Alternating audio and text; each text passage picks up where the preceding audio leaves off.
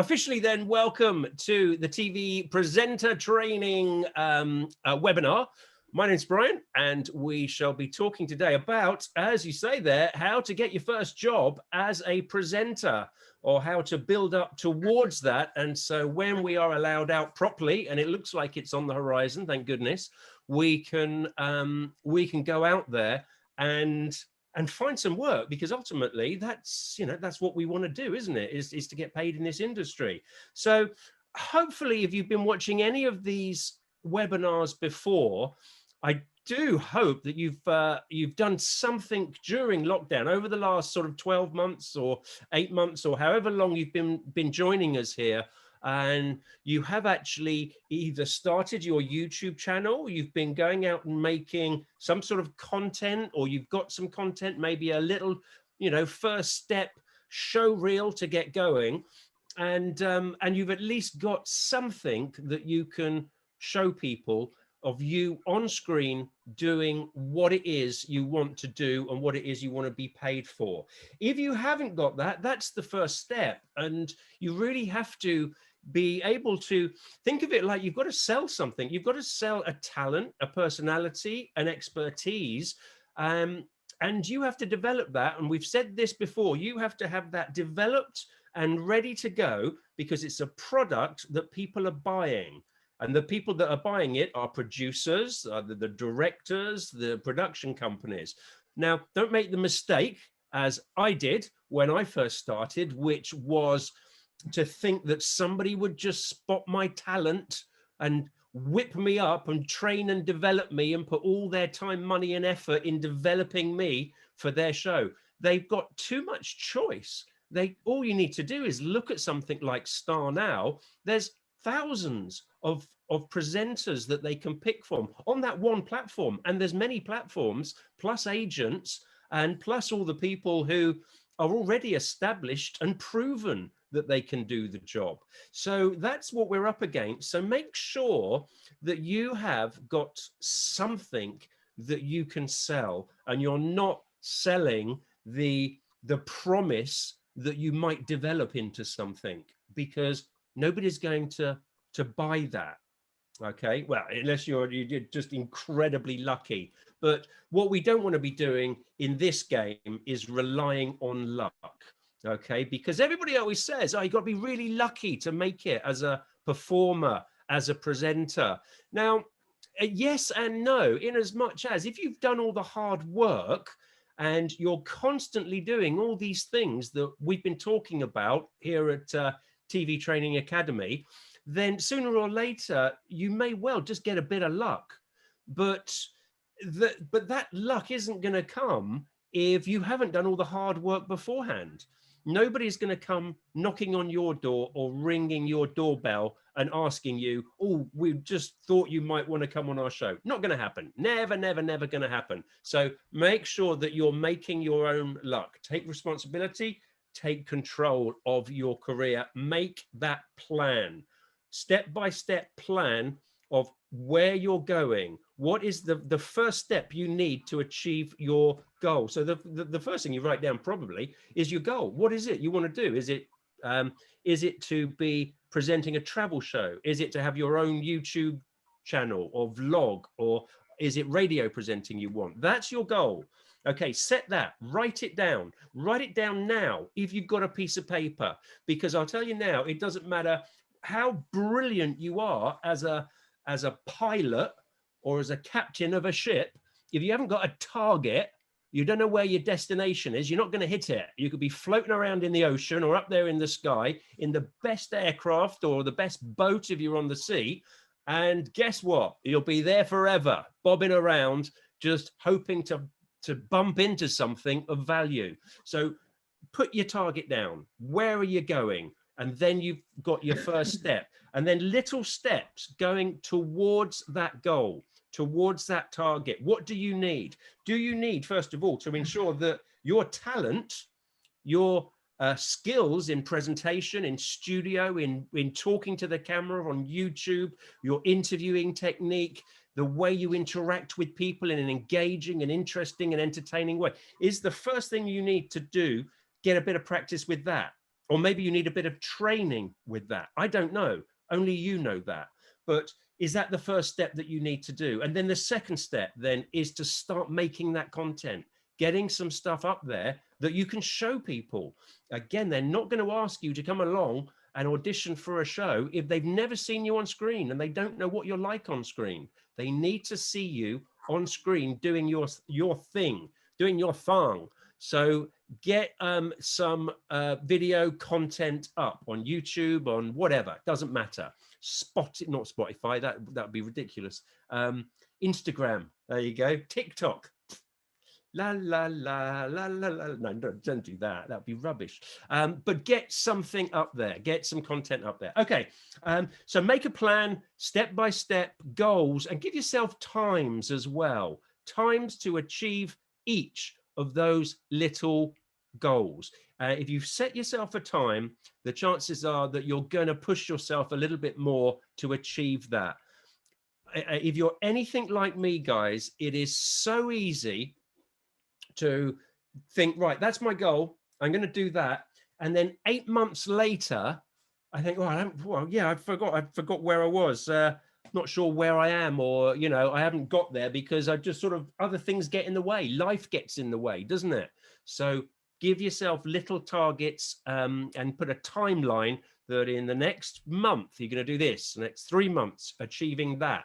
Next 4 months, you're going to find out a way to have contacted this person or that person or whatever it might be. And follow your plan. Okay, so once you've got that plan, some of the things you might want to be putting in that plan are things, and we've spoken about some of these things before. So this is a sort of a beginner's guide to getting your first presenting job. So I might be covering some stuff that regulars have already heard, but let's just go over them quickly so we're all up to speed. So of course, you've got your casting websites. Star Now is the one that lots of people use. I know it's over there in New Zealand. I think it's the headquarters are based in New Zealand, I believe, but Australia, it's worldwide. Star Now. When you set up your channel, unless you absolutely have to, don't just set it to your location. So if you're over here in the UK, don't just have it on UK. If you're willing to travel as an English speaker, as a presenting English speaker, you can sell that worldwide because all the major channels will have English speaking sides to it. Russia Today, Chinese channel. I've got Andy from Turkey very often pops up on these webinars. You might have seen him if you were joining us last week. He does, is it A1 or something? Or I can't remember, but it's a Turkish news channel. He's the English speaking side of it. Okay, so there's jobs all over the world. So make sure that Star Now setting is worldwide if you're willing to travel. And if you are willing to travel, then your chances of getting work goes up all of a sudden because you've got a lot more options. So Star Now is a good one. There are other ones. Presenter Promotions is pretty good. It's just presenting. I say it's pretty good. Sometimes it's a bit hit and miss, if I'm totally honest. It goes through patches where it's really great, and then it dries up a bit. So, but it's worth a look if you're just going to look and focusing on presenting. There's also Mandy.com and other bits and pieces out there as well. Another place to keep an eye on is LinkedIn. LinkedIn is becoming better and better for work-orientated sort of social media, if you like, and performance and presenting is also really working well on LinkedIn. Have a look. You can search and put set searches for things like presenter jobs, TV presenting, YouTube presenting. Have a look. You'd be surprised how many come up. And if it's worldwide, you set it to, you'll see a new list of jobs worldwide every day. So keep an eye on those things. It's one of these things that is not just one golden bullet here. If you've got lots of fingers in different pies and you're keeping an eye on all those different pies, sooner or later you start picking out and seeing the opportunities appear. But if you just join one of these things and then go, oh God, I hardly ever get anything on that, it's not worth it.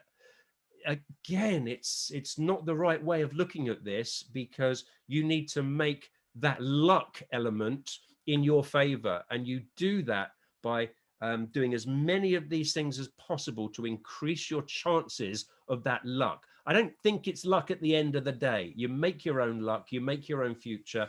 There's no fate but what we make. There you go. Anybody tell me what? I bet John can tell me what the film that line came from. There's no fate but what we make. It's Terminator 2. I knew the future is not set, and all that kind of stuff. So oh God, I've started him off. I've started him off. You can okay, well, I'll just say that who was the first person to say I'll be back? Oh, I don't know. What, on the Terminator film? No, who was the first person in a movie to say I'll be back? Oh, I couldn't tell you. Well, it wasn't Arnold Schwarzenegger. It was Robert Ginty in The Exterminator when he said, "If you're lying, I'll be back." 1980. Anyway, that's me done. Thanks, John. Nice one. I knew John would know. I rattled his cage and I got it. I knew he would there. I don't even remember what I was saying. Oh yeah, LinkedIn, looking for opportunities and making your own luck with that plan using social media. I know it's a lot of the time it's difficult if we haven't got a budget, so it is hard. What I would do is, you know, you're all members of TV Training Academy, so why not put something in the chats, you know, one of the blogs or one of the chats in one of the chat rooms there, and just sort of share some information with each other. So it could be just you start a blog there about current jobs and opportunities, and anybody who sees anything might not be right for you, but that doesn't stop you from just popping a link in that chat and helping other people out. They can't actually apply for it via Star Now unless they paid for it. But if it's a link that you found on LinkedIn, or if it's a link that you found on another source that you don't need to pay for, why not? Let them know. Work together and help each other out, because we're all performers, we're all lovies, we're all members of the TV Training Academy members area. So yeah, let's help each other out if we can. It's a big group of loveliness and fluffiness. That's what we've got here. I'm talking nonsense and I've only been at it 10 minutes. Right. So we're going to go on. At this point, I am going to leave Facebook. So if you are watching on Facebook, what are you doing on Facebook? Come and join us. Come to TV Training Academy. Go to the members area. It's free at the moment. At the moment, it is free. You can join up and see all the ones that we've done in the past, and you can watch these live ones as well. So coming up, I am going to be talking about how to get that experience. We're going to be looking at various universities and drama schools and production schools where you can find work and get your career starting. So come and join us in the members area. So that's it. Facebook's gone. Okay, so moving on then to the next thing is something that I don't talk about very often, and that's doing work for experience sake, doing non-paid work. Now, if we're just starting out, we're right at the beginning, and maybe we haven't got any content. And as I've already said, that content is really important to have so that you can show people what you can do on screen. Now, if you're in a position where you haven't got content, one possibility is to go to drama schools, is to go to media universities and just let the head of media or go and have a look at places like Bournemouth University, big media departments there. Keep an eye on them. Students will be studying direction, they'll be studying production, they'll be studying all sorts of stuff in these big media universities. And at the end of their term, what they need to do is to make some sort of show. It's usually a program, it might be a radio show, it might be a TV style show. You just don't know what it is going to be, but they're looking for talent. They're looking for presenters. And that's a great way, because one of the conditions you must say to them is that I'm happy to do this, but I must have the footage. And agree that right at the start. When it comes to doing work free, when I say free, it's never free. Anything that you do, it's at your expense. And that expense is either time, it's money, it's travel, it's whatever. So at your expense, just like this is at my expense. This isn't free, it's at my expense. So when you're doing work and then you're not being paid for it, it's at your expense. Now you have to weigh up, is that worth it for you? So what are you getting? And if you're not getting any of these things I'm going to mention, then you've got to ask why you're doing it. The first thing is content. So it's the 3 C's. Content. Are you getting content that you can use to promote yourself and forward your career? If that's yes, and you need content, do the free work. Second point is contacts. Are you working with an established director or a producer who is just a brilliant contact in the industry? Do they know somebody who knows somebody? So are you building your contacts when it comes to just getting involved in the industry? That can be well worth it as well. The other one, and this actually just breaks the rule of saying it's free, but the other thing then has to be cash. Are you getting cash? And is it worth it then? The amount of cash that you're getting. So I always think 3 C's. Am I getting content? Am I getting contacts? Or am I getting cash? Okay. And if you're not getting any of those, why are you doing it? I mean, life's too short, isn't it? So unless you just love it so much, you just want to go and do it for nothing, then all right, fair enough. That's the 4th C. What could that be? I can't think of a word beginning with C that's, I just like doing it. I'll leave that with you. So really think about doing stuff for free, okay? It's not free, it's at your expense. So media universities, there's also the National Television School, or the National Television and Theatre School in Beaconsfield. They do put lots of productions on. I actually, many years ago, I did some work there at my expense. I think I might have got 50 quid actually. They, students sometimes do have a bit of a budget. They had a huge set. So they had built the set of the, it was something like Jeremy Kyle show or something like that, but they'd built the set. It was multi-camera and I played the part of the host. So I was getting experience in hosting, but it was called Jeremy Spooner rather than Jerry Springer. Jerry Spooner, that's it, it's all coming back to me. Jerry Spooner rather than Jerry Springer. So I was dressed up in a great big foam spoon, okay, with my little face popping out and a big foam spoon. And on the stage with me, I think there was somebody dressed up as a tomato and somebody dressed up as a banana or something, and they were having marital problems or something. It was bizarre. But you know what? I got to work in a big studio with directors, with multi-camera, with talkback, learning scripts, delivering, all those things. And I got some footage as well. So at that point in my career, when I was 24, it was, it was really worth it. So go and have a look at places like the National Television and Theatre School. That's based in Beaconsfield. And sometimes as well, it's not easy when you're starting off in presenting, because you may well have to travel a long way, do some, what do they call it, couch surfing, sleep on somebody's couch if you have to. So if I had to go and do a bit of work down in Bristol or something, or down in Cardiff, I'd get on the old phone to Patrick, and I would say, hey, buddy, can I borrow your couch for a night? I'm doing a job. And he'd go, no, not a chance, mate. But that's it. You're using your contacts and, sleeping on a couch at night. It's not great. It's not glamorous. But, how much do you want to get involved in this? How much do you want to start this career? So it is a lot of the time about just putting yourself out there and going through the hardship of starting off.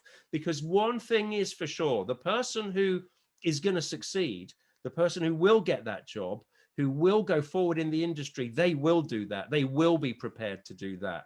I don't know if you've ever read anything about Jason Mulhern.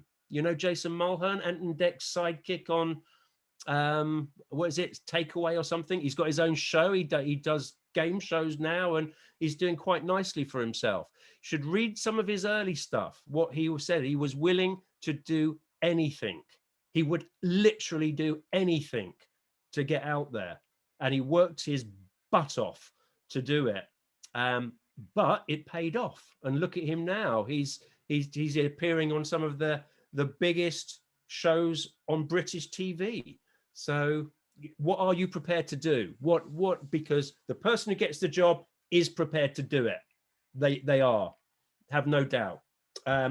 So the next thing then, you're starting to build some content, either from doing work at your expense with universities, with theatre schools, making your own content. Now, I've already sort of spoken about this a few times, but your own YouTube channel, go ugly early. That's one of the things that we always say, isn't it? To nobody, that you always look at the stuff that you film and you make and you go, oh no, it's not quite right. It's not perfect. You are your own worst critique. Get it up there. Get it to the best you possibly can and get it up there. So go ugly early. So the next thing, once you've got some content, then I would start approaching some community radio stations. My first job was on County Focus, which was a community. It was based over in Essex, actually. I'm not sure if they're still there. Maybe they are. But it was a weekly show, County Focus, based on the county. And I was their roving reporter. So and it was really glamorous. I would be going to jumble sales, or, a cattle market, or, standing in a field somewhere talking to somebody about a cow. But do you know what? It started me off. And again, I did get paid. It wasn't a lot, but I got paid for it. Building up my content as well, building up credits from my CV, and of course, gaining all that experience of interacting and talking to other people out and about on the screen there. So there's lots of local channels that come under the banner of That's TV. So there's That's Oxfordshire, That's Manchester, That's Bristol. Now, some of these are still up and running, some of them aren't, but they are smaller channels that is a good place to look. You can also look at, things like Bucks TV, Oxford TV, Barnet TV, little local channels that are needing content, and they'll usually send you and a camera person out to go and get that content. And they might bung you £100 as well. You never know. So start looking at some of these smaller channels. Again, you're building credits, you're building experience, and you're building content, and you might be getting a little bit of cash as well. I hope you can see that what we're doing here is we're treating this like any other career. Any other career that you're starting in, you generally start at the bottom rung of the ladder. But as long as your ladder is against the right wall, then that's okay. Yeah? Your ladder's on the right wall, then you can start climbing it. And you're starting off at the bottom, unless you're very, very lucky. The days of actually just sort of landing that job on a primetime show out of nowhere, well, I don't think they ever really existed, but there might be the one in the million that you've heard of that everybody talks about. Doesn't happen very often. It's about the hard work, about getting yourself on that run of the ladder. And somebody's making a little bit of noise there. Let's see if I can mute someone. There we go. And then step by step, building it up, and building it up. So what is the next step? We've spoken about this a little bit as well. What is your expertise? This comes down again to your branding, knowing what you're selling. So you don't have to be just what I call a jobbing presenter. A jobbing presenter is how I would describe my first steps into the industry. So I was a jobbing presenter. One week I'd be doing a safety video for corporate. The next week I'd be doing asset TV, which was financial management and talking to fund managers and stuff like that. The next week I'd be selling a toaster on shopping TV. The next week I would be doing a wine documentary. And it went on, anything and everything that I could get my hands on. And so every week or every month, I was looking for my next job as well. And that gets very tiring after 10 years, believe me.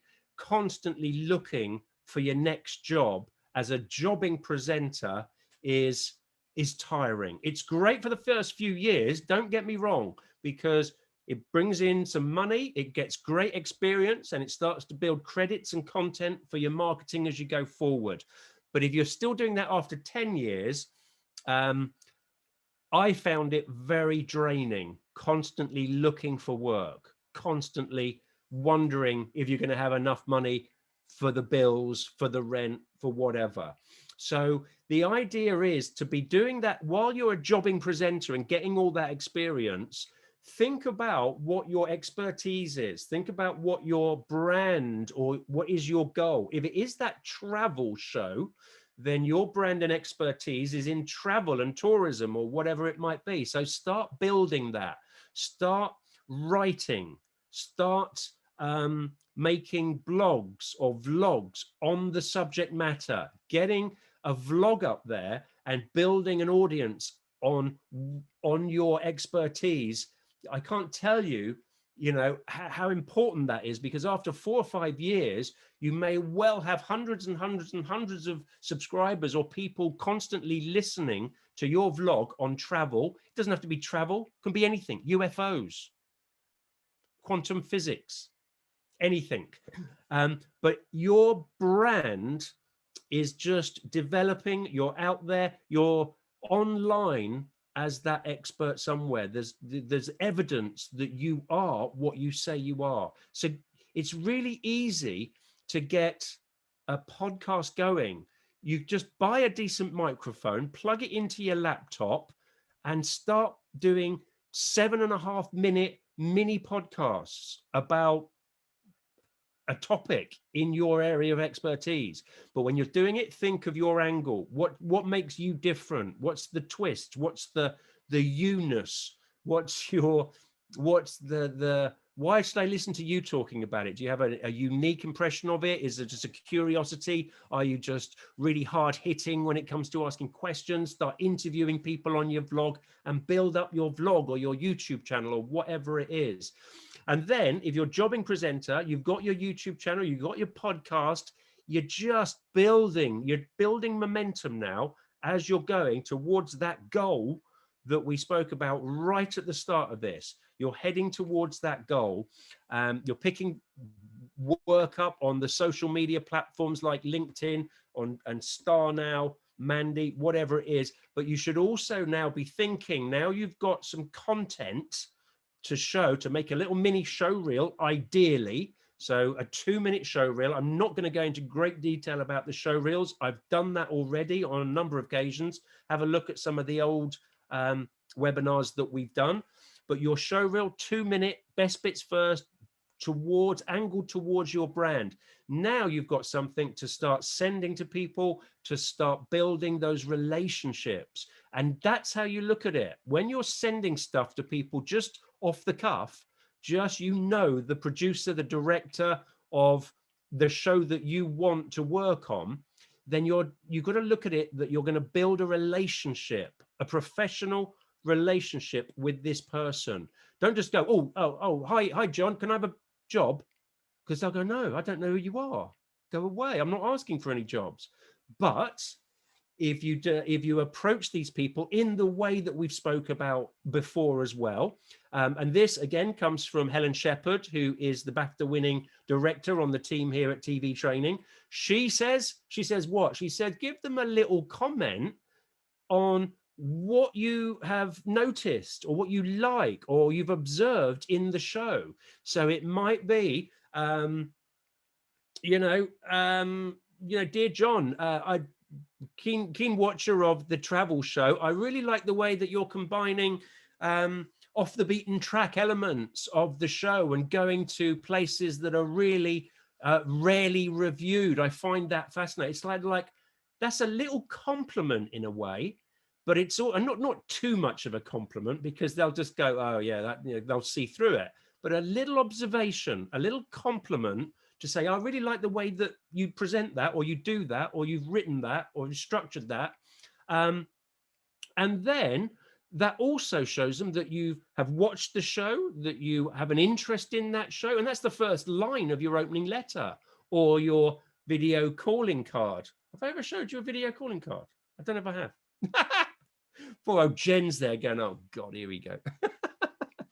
Every other week. Yeah, every week, Brian, every week. But yeah, a little video brochure and actually talk to the person, to the producer. Hi, John. I've been watching the travel show for quite some time now. I think it's really fascinating the way you actually show off the beaten track elements of the show. I also was looking at your presenters and feel I'm similar in a way to your current lineup. And for that reason, I hope you don't mind, I've just popped my show reel at the end of this little message. Hold on a minute. That guy's going to go, one, they can see that you can communicate through the lens immediately.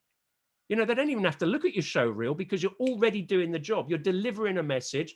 You're making a comment, an observation on the show. It ticks so many boxes just by sending them a little video, and you're building a relationship. You're not saying, oh, and by the way, if you've got a job, you're saying, I put my show reel there. I'd be really interested in any feedback you might have. That'll do. Because they're not advertising for a job. There isn't one. But that's a relationship that you are building with that producer, not in a stalkerish way, not every week.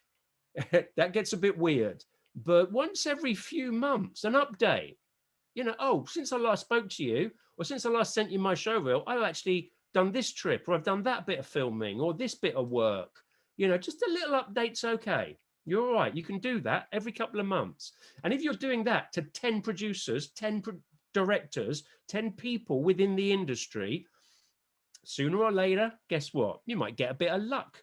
It's not luck. You are manufacturing this. You are manufacturing these opportunities. Okay. Some of them you will never hear diddly squat from.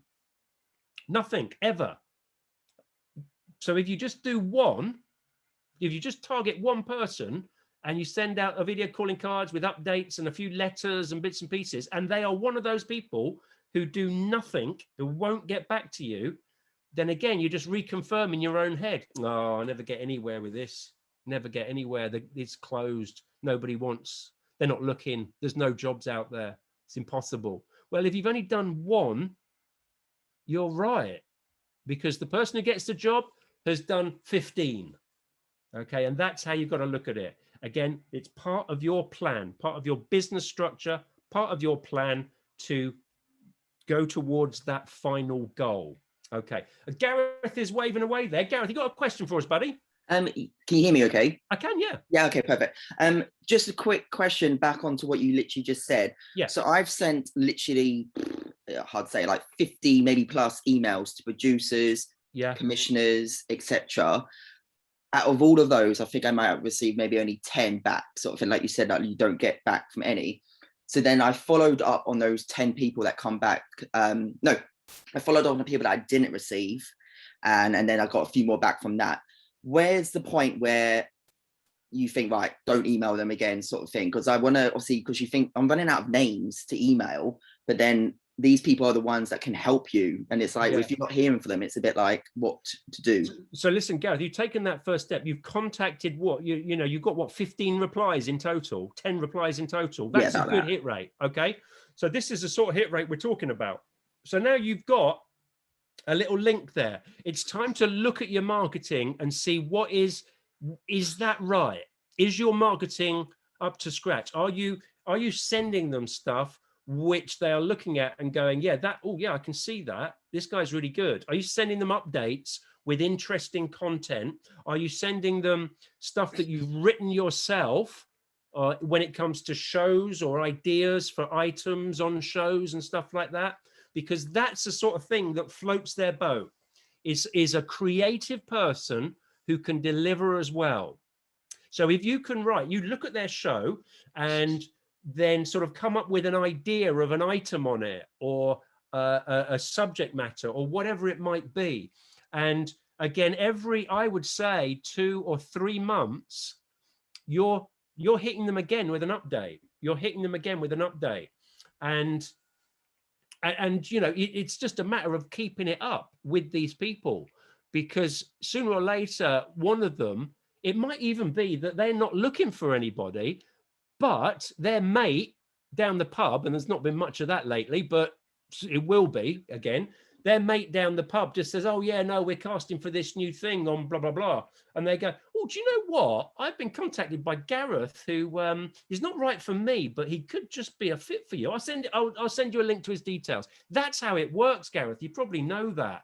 So you've got to be out there. You've got to have all your stuff out there to be in with a chance of that just being on the radar. So yeah, that's great. Just one little question on to that. So a lot of the replies were, "Oh, great, show real, Gareth, blah, blah, blah, blah. We'll keep you in mind if anything comes up." Yeah. It's one of those things. So how do you reply to that sort of thing in the future? So is that it? Once they say, "We'll keep you in mind," do they though? Yeah. I would, that's a yes. Okay. No, that's a yes. They like you. Okay. Right, okay. I mean, you're halfway there, mate. Do not, honest to God, you've got a foot in the door. So that is an update. Don't abuse that connection. You're right to be cautious. But every 2 or 3 months, 2 or 3 times a year, knock on the door again. Since that, oh, thanks for your reply. I hope you, don't know if you remember me or whatever. But since then, I've been involved in this project. I've just put some clips there. Just wondering what your thoughts are on that. You know, that's it. That's it. You're just updating them. It's perfectly acceptable. And then how about agents, which is what I'm coming on to next. Agents. So you approaching agents as well, because this is where, you know, the agents have the right connections. They're talking to the right people.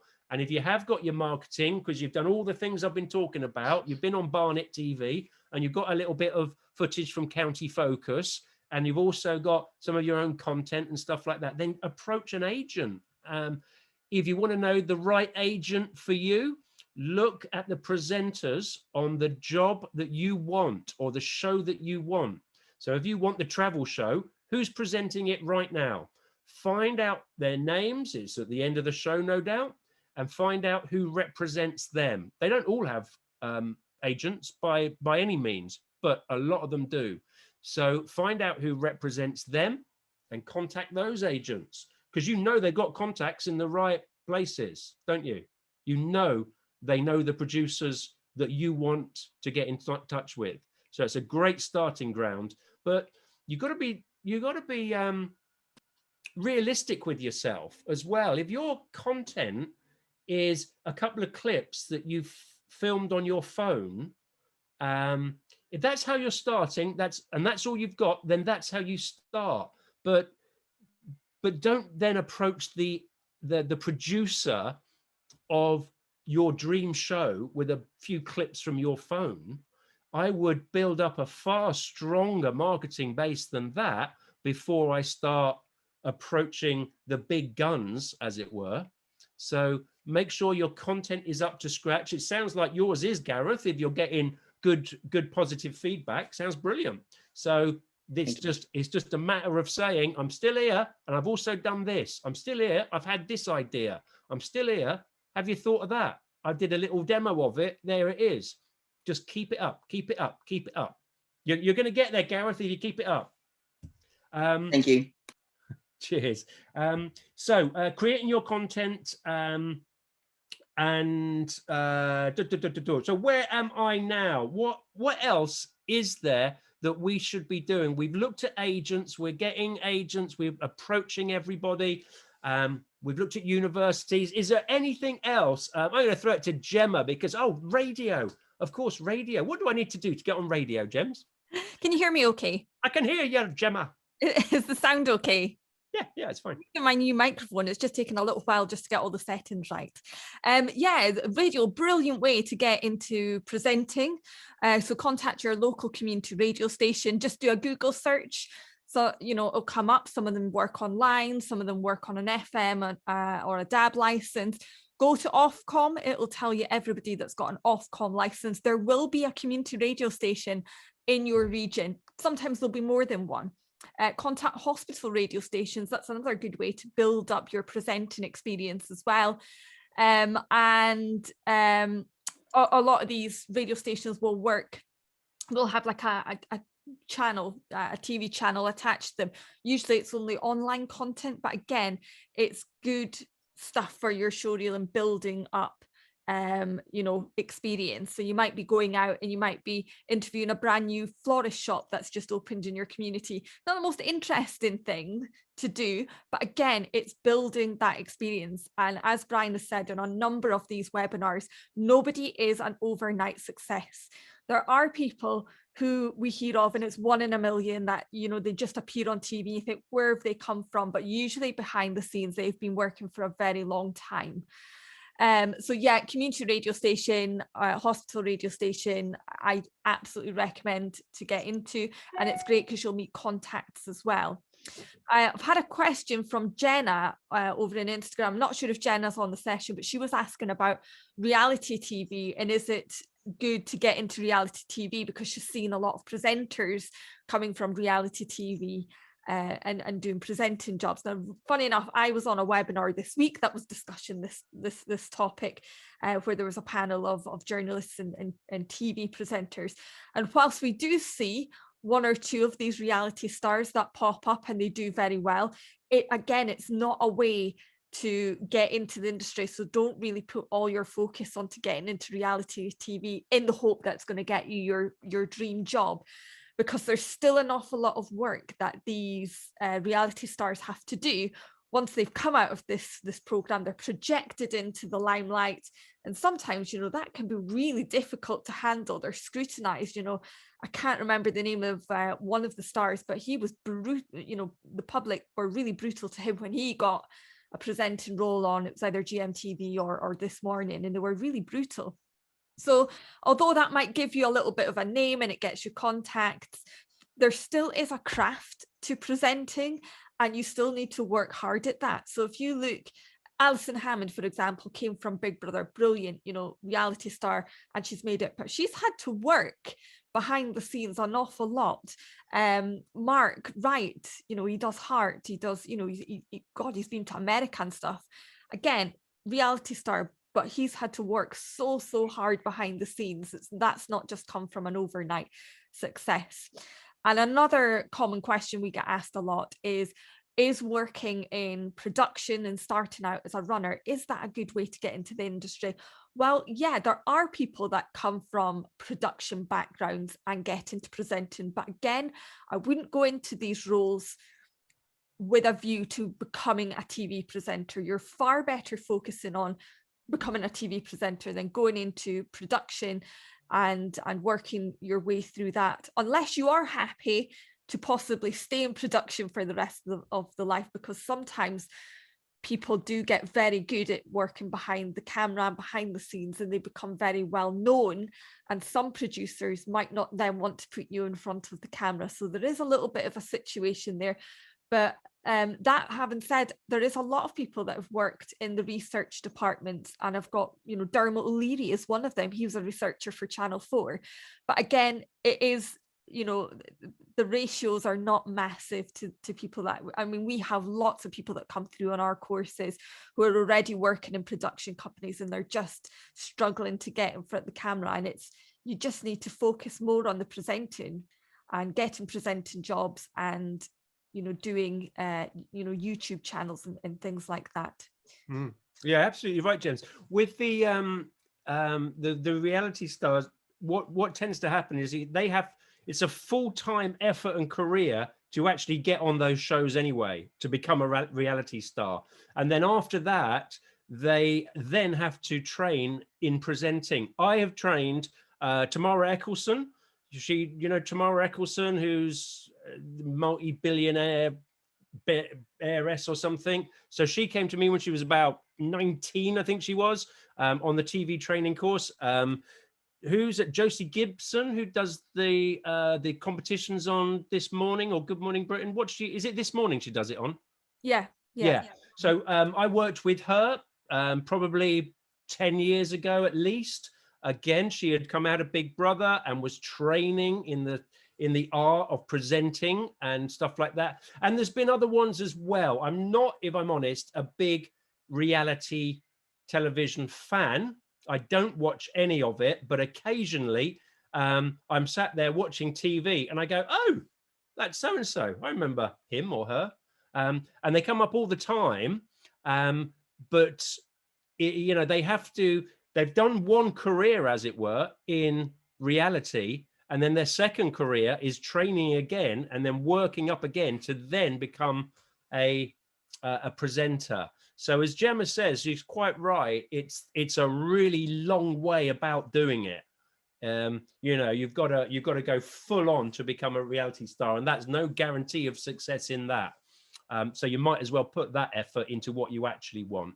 You know, there's what's the point of a plan B? All your effort should be on plan A. Okay, let's open it up to any questions. Have we got any questions from you guys? If you you can give me a wave if you've got your video on, or if you've not, you can put your hand up or whatever. So, oh, there we go. John's the first one. He's always keen. Unmute yourself, John. Okay. Hi, Brian. Thanks again for all that. No complacency in my life anyway. My question is primarily about if you're branching out to international territories and stuff like that. I mean,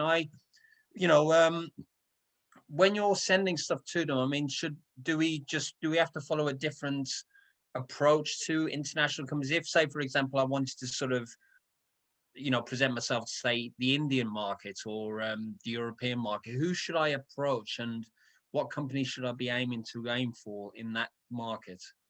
Well, it would be the same types of companies that you would approach in this market in the UK. So you're looking at production companies, you're looking at TV channels, and you're looking at the producers and directors of the shows. It's an awful lot of research, really. So what are the relevant shows in that particular country? Is there an English side to that channel? Because if it is Indian, they could be talking, not necessarily in English, it would be in a different language. So that's an awful lot of research. But it's essentially the same people in the same positions as you would contact in this country: producers, agents, and directors. Okay, great. That's Thanks. it. Yeah, great. Thanks, Brian. Cheers. You're welcome, mate. Cheers, John. Okay, where are we? I've got Emma there next. Emma, how you doing? Hiya, I'm doing all right, thanks. Thanks very much for the session today. As always, really, really interesting, really, really useful. I don't know if you can answer this question. It's a bit of a cheeky question, but my question is basically around how does the pay situation work? Because obviously, if you are presenting, you could be presenting a 30-second clip. So obviously, you might not be able to get paid hourly.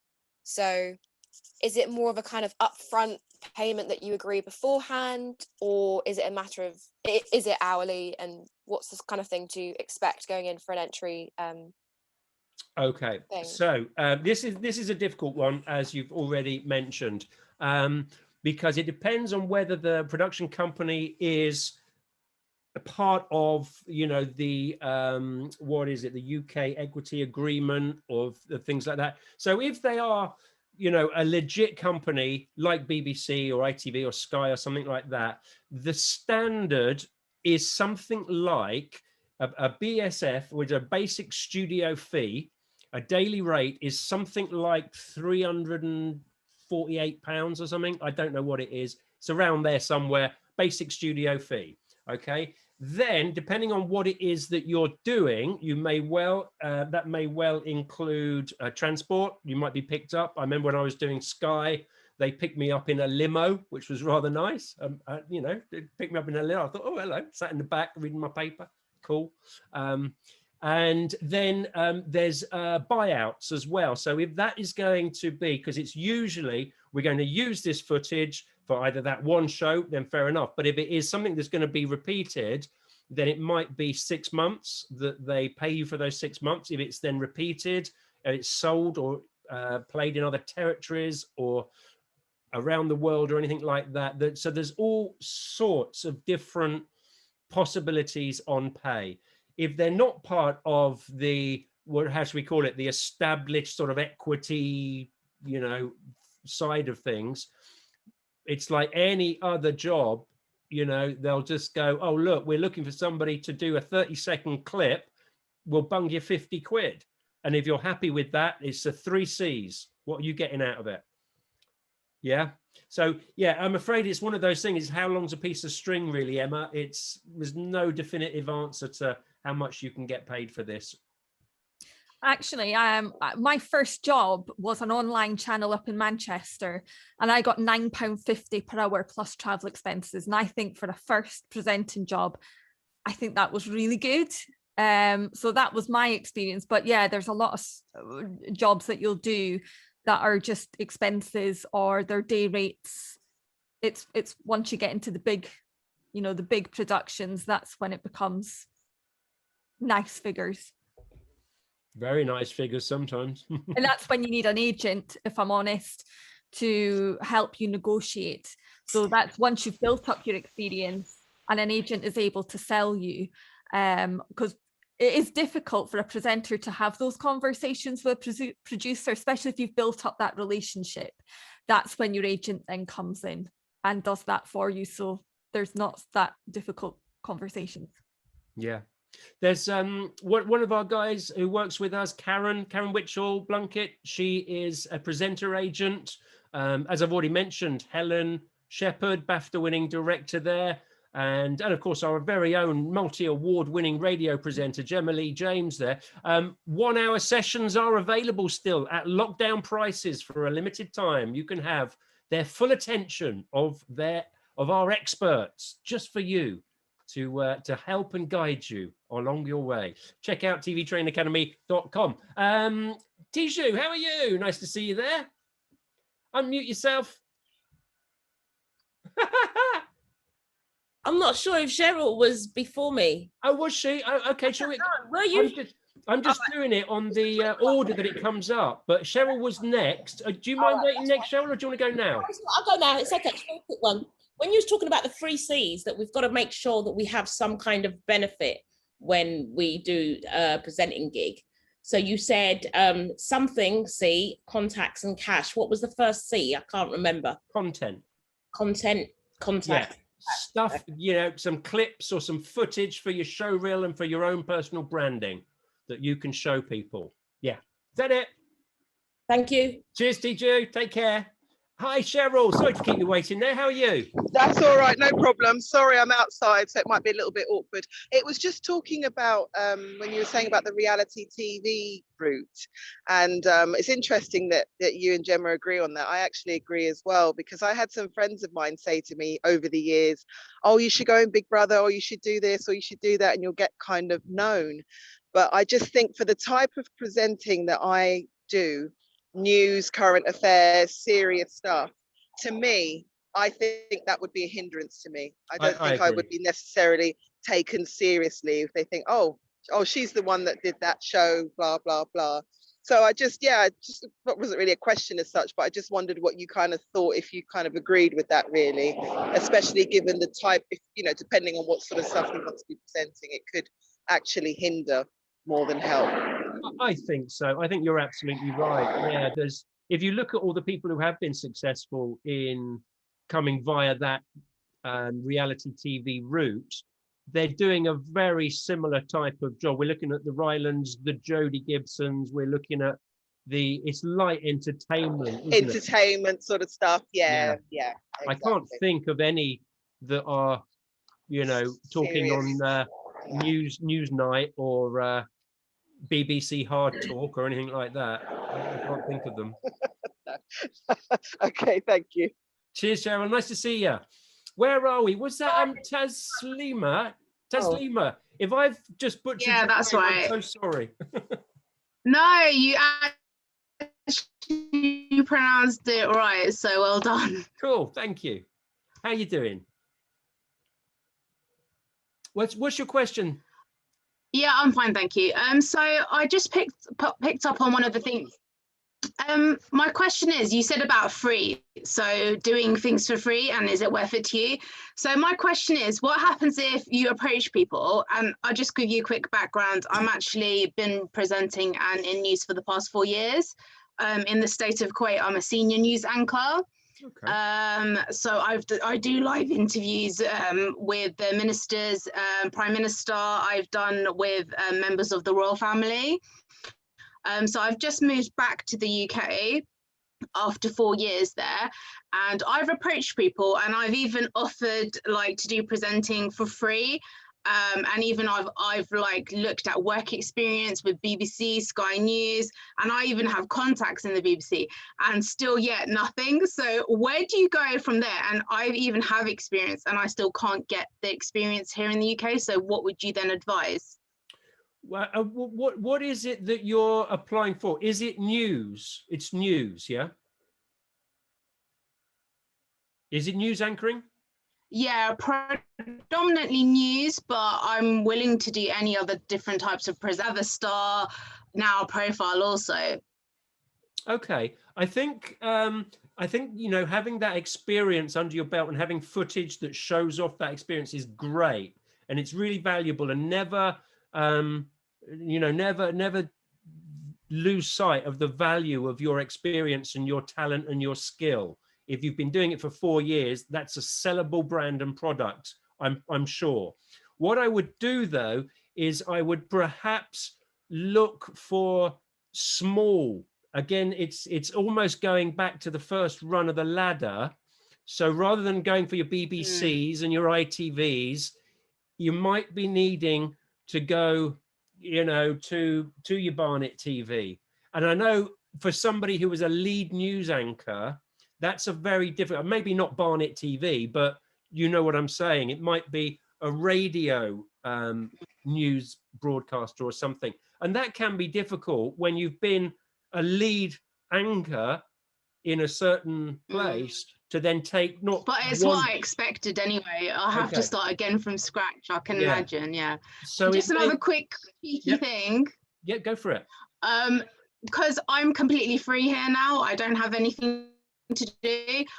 If you have anything, can I just come along as your +1 just to like gain experience just into the world in the UK? I'm sure it's very different, and I'm already had my COVID vaccine, so I'm safe. Okay, whereabouts do you live?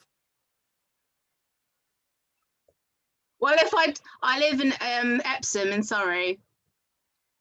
Okay, yeah. Listen, if you've got some details, send me a CV, or actually better still, send a CV to Gemma. And what she can do, I mean, there's not a lot of going out and filming at the moment. There is a bit, but there's not a huge amount.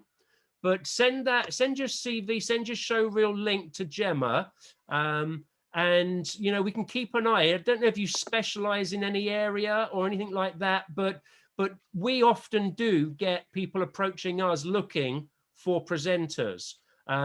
We tend to recommend and stick to the people who have already trained with us. So those people who have trained with us, those are always at the top of our list.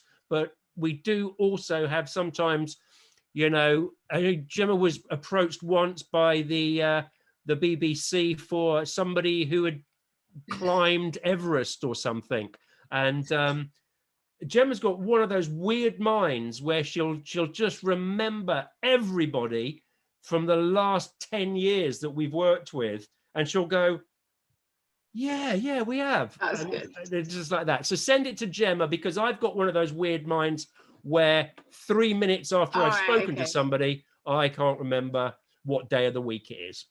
Yeah, but lovely talking to you.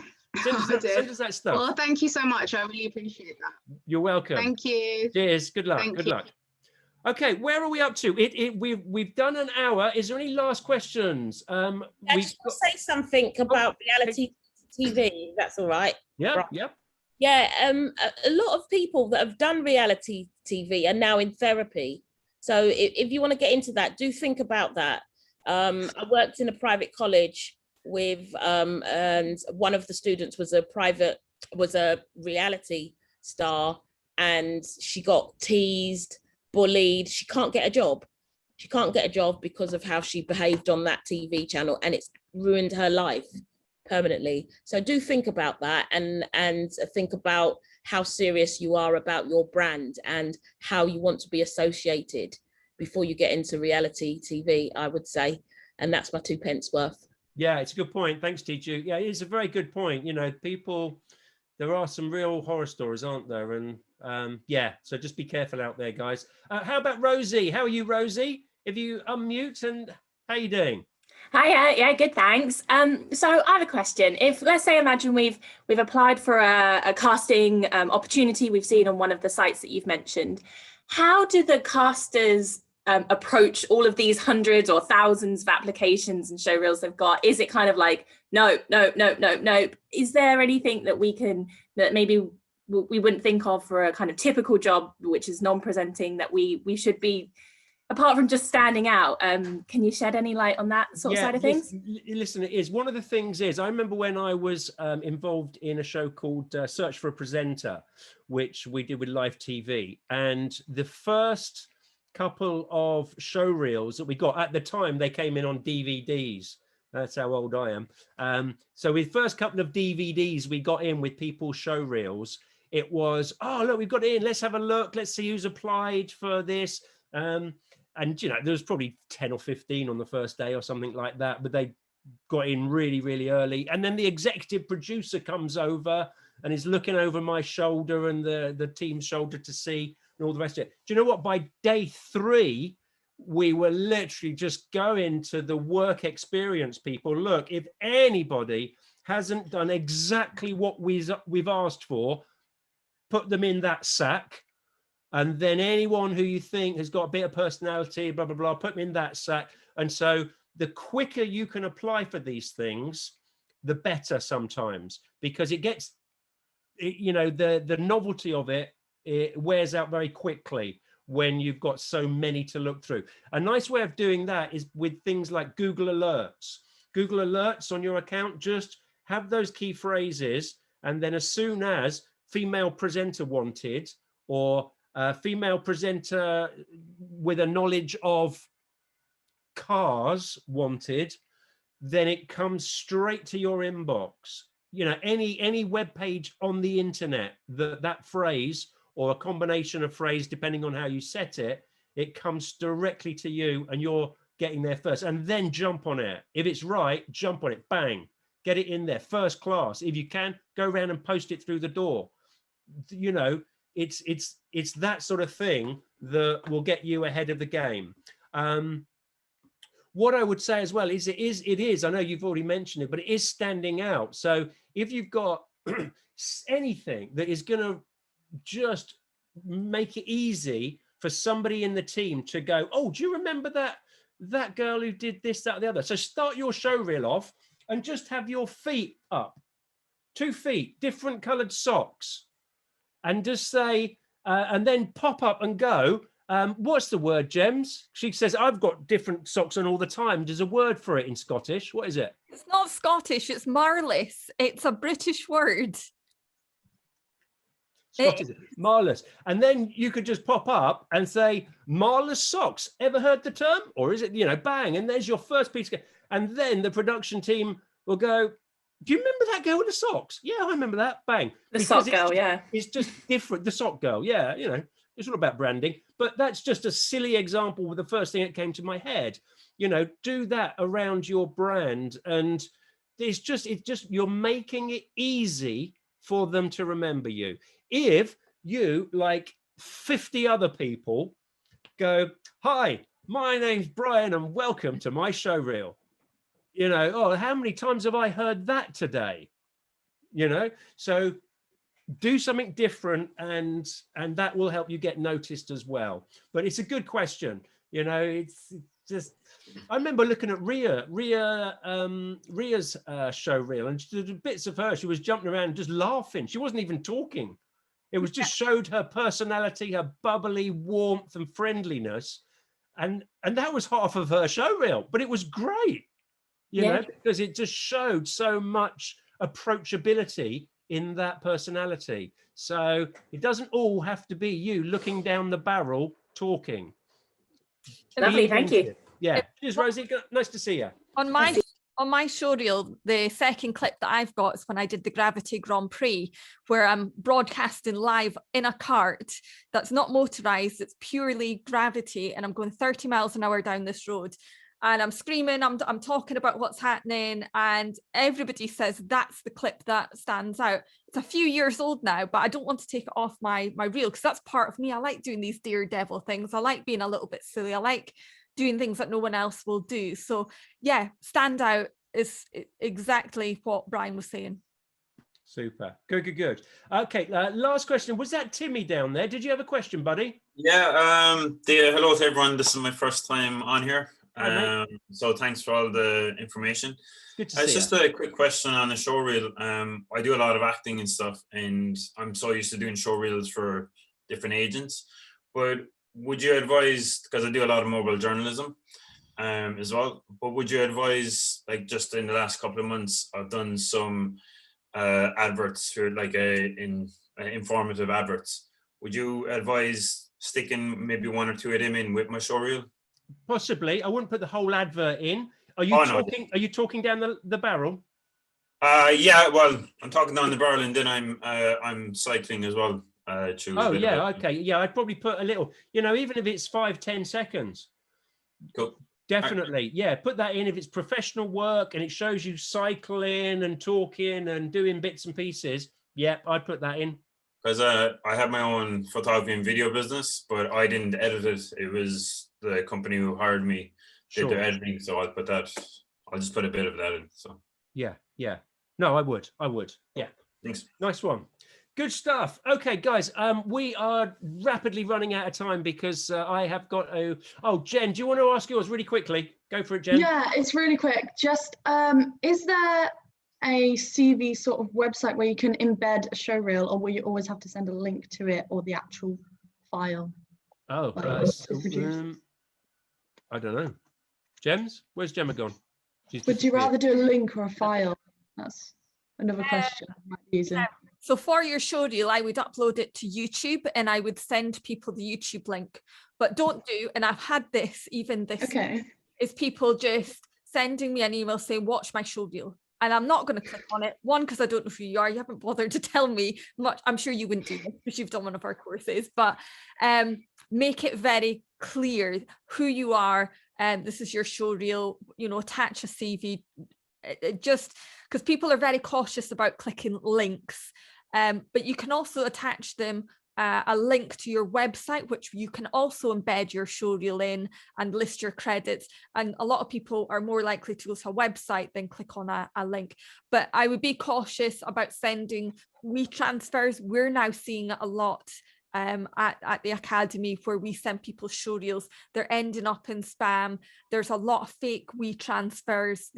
These scammers have managed to get in to then fake WeTransfers. So if you are going to send a WeTransfer, send them an email with the link rather than the actual WeTransfer. But YouTube and Vimeo are probably the safest way to send a show reel to somebody, and you're more likely to get them to click on it. Thanks so much, Gemma. Yeah. Cheers, Jen. Nice to see you.